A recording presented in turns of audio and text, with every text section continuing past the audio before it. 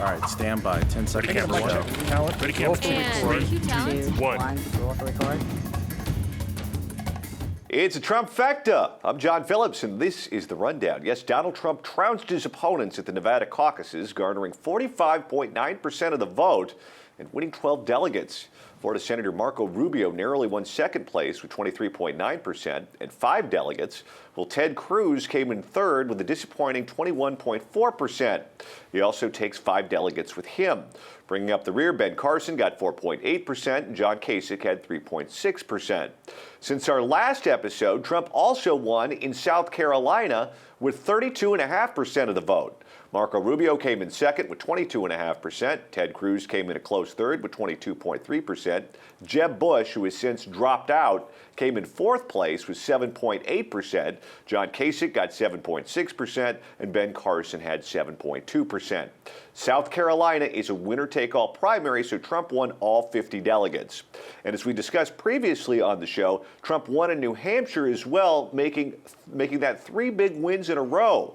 In the race for the Democratic nomination, Hillary Clinton won Nevada with 52.6% to Bernie Sanders' 47.3%. She gets 20 delegates, he gets 15. South Carolina Democrats vote this weekend, but all the polling indicates that Hillary's in line for a big win there. And Super Tuesday, that's right around the corner. All the polling is looking good for both Trump and Clinton. We go over all those numbers in depth in this week's poll position, so be sure to check that out. So is it going to be Hillary Clinton versus Donald Trump, or could we still see an upset? And what happened with Jeb? And who's next to go? To explore all these questions and much, much more, we're joined by our pal Scott Ott, political satirist and PJTV contributor from his home studio in Dallas, Texas, and here in Southern California, stand-up comic and PJTV contributor Stephen Cruiser. All right, so Trump last night crushed it in the state of Nevada. Yes. His total was more than Rubio and Cruz combined. The turnout was the highest the Republicans have ever seen in the history of the Nevada caucus. At this point, is Donald Trump the clear frontrunner in this race? He's been the clear frontrunner for months, but I think he's solidifying what he's doing now. The last few contests have destroyed every little thing they've thrown out that was supposed to stop him. That's what it's doing. I think now anybody who's using standard political models to say here's where he's going to derail really hasn't been paying attention. Yet people are still doing that. Pundits are all over. You go, well, based on past elections, he's destroying the demographics that he's not supposed to be getting. The superior ground games aren't outplaying him. The voter enthusiasm behind him. So I think you just throw it all out the window now. It's gone, and you have to start. The GOP has to start adjusting to this new normal that's being forced upon them somehow if they want to take any kind of credit. Because right now it's looking like if he rides a wave of discontent for the party proper to the nomination and then they suddenly have to make nice forever, they're going to look ridiculous. So they better figure out a way to either get on board or completely derail him. And they're just kind of hanging around going, but before... Scott, there are 4 states voting on Super Tuesday that are already gone. Alabama, Georgia, Massachusetts, Vermont. Trump is leading by double digits.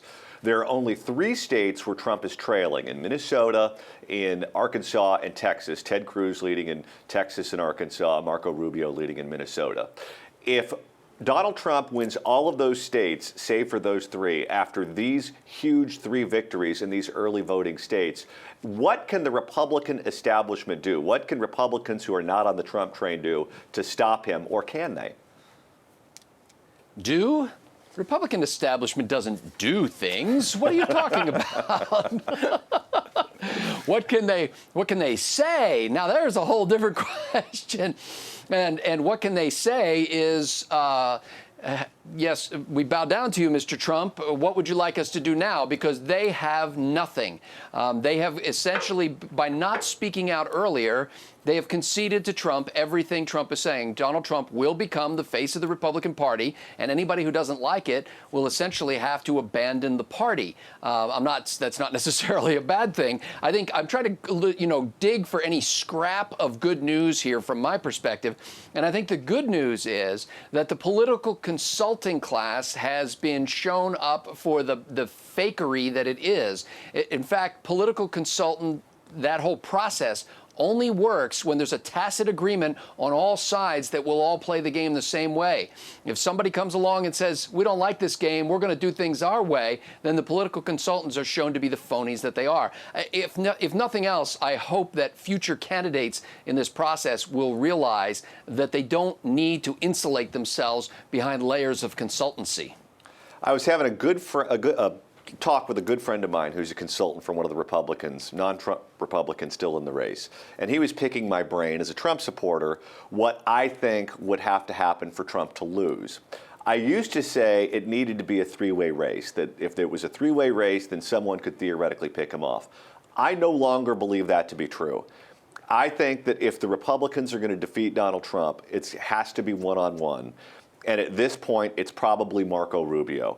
Ted Cruz didn't win in South Carolina, which is a state that it has a ton of evangelical voters. He narrowly won in Iowa. He's not leading in a majority of Super Tuesday states, which was his plan all along to do really well on that day.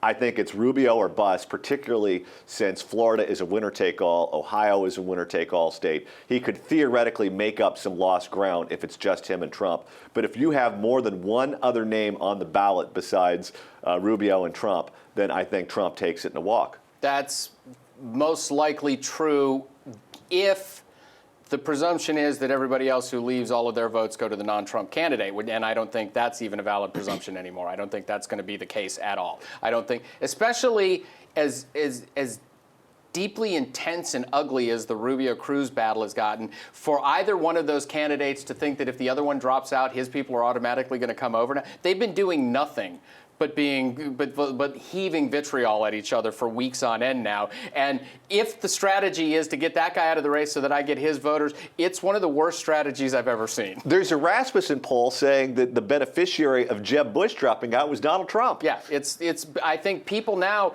when they see. As I told you on your radio show, the only thing Jeb Bush was right about was the whole nobody would like to see two senators bickering over senatorial procedure, this, that, I voted on this and I got this guy to vote. Nobody cares. Nobody on earth cares about that outside of the United States Senate. And they've been doing that, and they keep thinking it's getting them somewhere, and they've got sycophants around them saying, yeah, it's getting you somewhere, and it's getting them nowhere. And that's why Cruz has begun to falter, even in demographics that he shouldn't be faltering with. The press is much meaner to him because they're more afraid of him. Marco's been getting a little more of a pass on this, so he's working out well in this. But the strategy of those two going after each other, not going after Trump, is flawed, it's ridiculous, and it's killing both of them. Scott, talk to me a little bit about the political obituary of Jeb Bush, who dropped out over the weekend. George H.W. Bush, Papa Bush, was successful and was able to win the presidency, essentially running as Ronald Reagan's third term. When you look at the campaign that Jeb Bush launched for the presidency in 2016, he was running as George W. Bush's third term. And I don't think anyone was in the market for that. I think you're right about that. And I also think Jeb Bush has been out of the game for a long, long time. And things have changed a lot. Frankly, George W. Bush has been out of the game for a long, long time. And so when you come out on the campaign trail with your, gray, thinning-haired brother and your gray-haired mother and run around trying to convince people that you're relevant today, that becomes difficult. That said, Jeb Bush was a fairly solid governor, probably would have made a fairly decent president. I disagreed with him on a lot of things, but it's almost sad. His final speech, where he said he was suspending his campaign, was frankly the best speech I've ever seen him give, and I think it was because he no more had the burden of being that guy.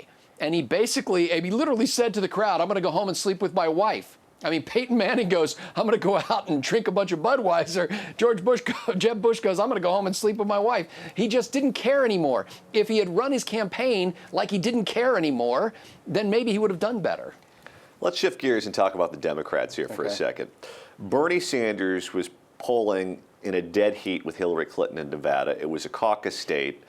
A lot of people thought he had the wind at his back after his big win in New Hampshire. He probably needed a win in Nevada to give him any chance of an upset on Super Tuesday. How much did this loss in Nevada hurt Bernie Sanders' chances of winning the nomination? It dealt him a significant blow. The gap that he closed between November and the time of the Nevada Democratic caucuses was significant, though. It was about a 28-point gap. In the end, it looks like Harry Reid may have gotten some broken noses to go get big labor to get behind Hillary Clinton, and I really thought that some of that labor vote might go to Sanders then, but it looked like, it's a state dominated by big labor like no other state, and Reid is still very powerful there. So, but in the long run, I don't know that it really diminished his chances where he's the most vulnerable right now, which is with the black vote. I think that's still strong Hillary Clinton, and I don't think that's been swayed much in any direction recently, because that's really the only demographic where she's polling well and consistently strong against him. She's losing women. She's losing. I mean, you could drop a new planet here of a new species, and have them all registered Democrat, and they would seem like they would be Hillary Clinton voters, and they would all break Bernie Sanders sooner or later. So I don't know that it really did that much long-term damage where he's vulnerable. If some of this momentum is still going to happen, it's going to happen because that last-minute labor card can't be played. If you're Bernie, Scott, and you're looking at South Carolina and you're looking at the demographics there, Hillary Clinton has a huge advantage. What can Bernie do to declare victory in South Carolina? Is it to get within single digits of her? Does he have to actually pull up an upset victory? What are the metrics? I'm not sure he can win it, but he can do better than most people expect. And it's funny, Cruiser just hit the nail on the head, I think. The only problem with Bernie Sanders and the Nevada caucuses is they came a couple of weeks too early. I think a couple of weeks later, and he would have been in a tie, or he would have edged her by a little bit. He's really making up ground all around the country on her. And I think, to quote Star Parker on this situation, Bernie's having a hard time sort of breaking into Uncle Sam's plantation, which is what Hillary Clinton is masterful at running. She understands how the Democratic Party has managed to co-opt leaders in the black community, and people in the black community know the value of being unified. They like to stay unified because they realize if they get too scattered, they can't get, they'll be ignored. And so she essentially owns that part of the vote. What's going to happen, I think, is little by little, the young, especially young African-American people, are going to start looking at this and saying, what has all this loyalty gained us over the years? We've been playing the game, and how have we benefited from it? And some of them are going to decide that they haven't benefited much. Yeah, it's a risky strategy, Hillary doing what she's doing to Bernie, because there could be hurt feelings that last for a very long time. And if there's a Michael Bloomberg on the ballot, there's a place for those people to go. Because the case that she's making against Bernie is essentially, you're a rich white liberal that comes from an all-white state, and the crowd that you appeal to is all white people. They don't want to be around the diverse crowd. They don't want to be around the Clinton crowd. And that's insulting to these voters. And if they have lingering resentment, that could come back to haunt her, couldn't it?